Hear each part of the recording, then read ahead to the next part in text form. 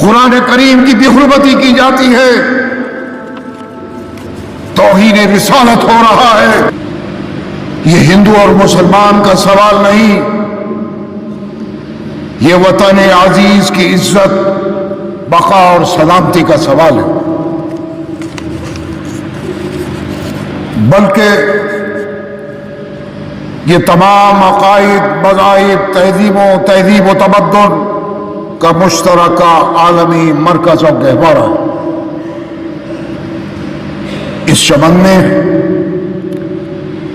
سب ایک دوسرے سے کئی مدوں میں بنیادی اختلافات کے باوجود سب ایک اکائی کی طرح صدیوں سے رہتے چلے آ رہے ہیں۔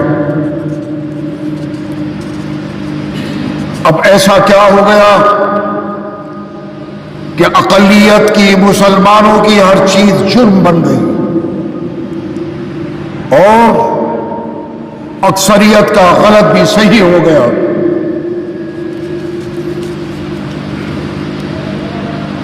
بزرگوں اور نوجوانوں، مسلمانان ہند اس ملک کی تنہا سب سے بڑی وحدت ہے، اور تمام دنیا میں کسی ایک ملک میں بھی سب سے زیادہ بڑی آبادی ہے۔ تقسیم ہند کے باوجود بھی نفرت اور نفرت کا بازار آج گرم ہے۔ اس سے پہلے آپ نے اور ہم نے کبھی ایسا نہیں دیکھا تھا۔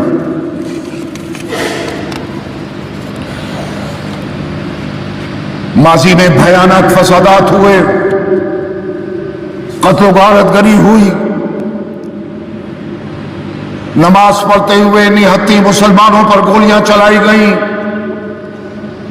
لا تعداد مسلمانوں کو زندہ زمین میں دفن کر کے اس پر ٹریکٹر چلا کر گوبھی اگا دی گئی۔ آپ کو یاد ہوگا میرٹھ میں ٹرک میں بھر کر مسلمانوں کو ندی کے کنارے لے جایا گیا اور ان کے سینوں پر گولیاں مار کر ان کو ندیوں میں بہا دیا گیا۔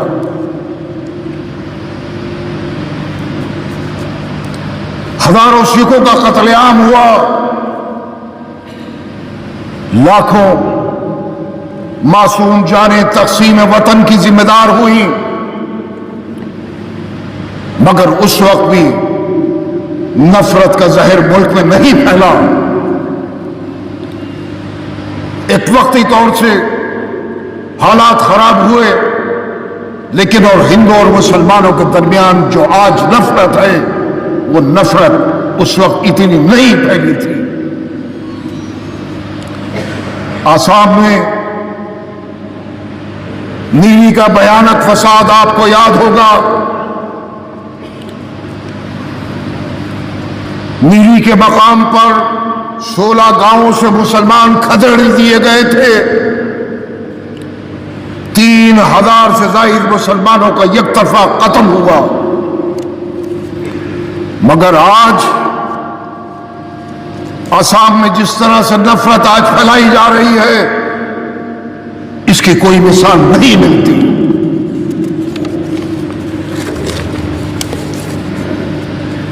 مسلمانوں کو بیوقوف بنانے کے لیے کمیشن بنائے گئے،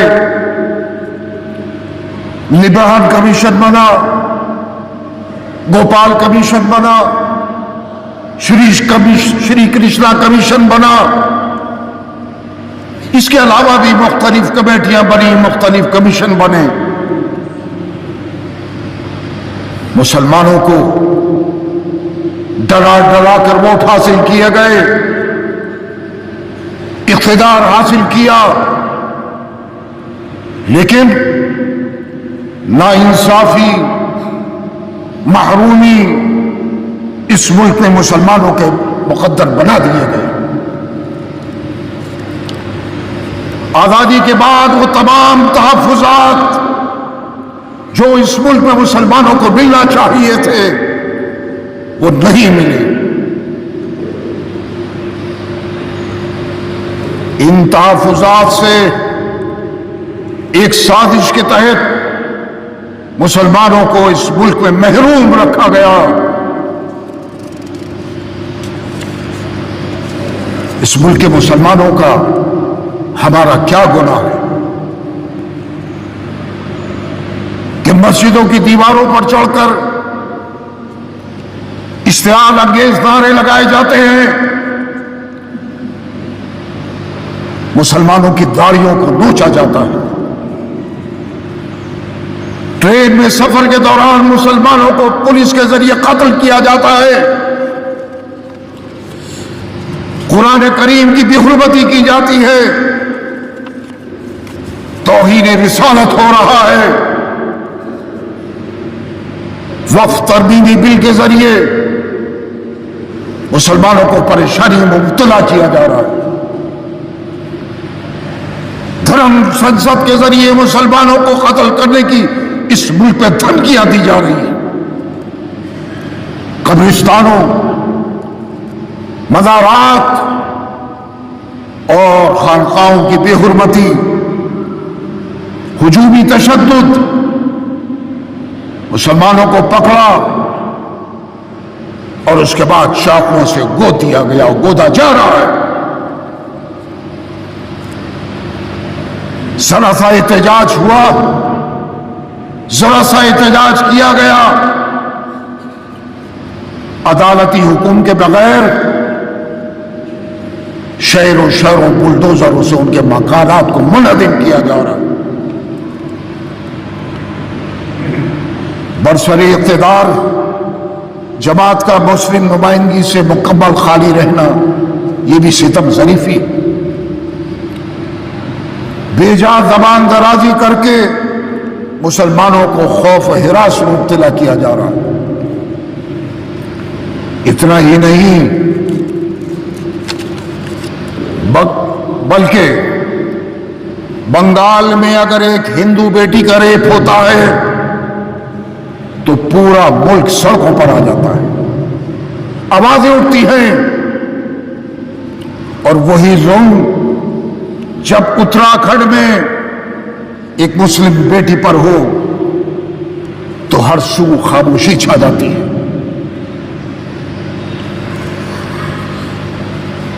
میں آج اس ہندوستان کو تلاش کر رہا ہوں جس کا خواب ہم نے اور ہمارے بزرگوں نے ماضی میں دیکھا تھا۔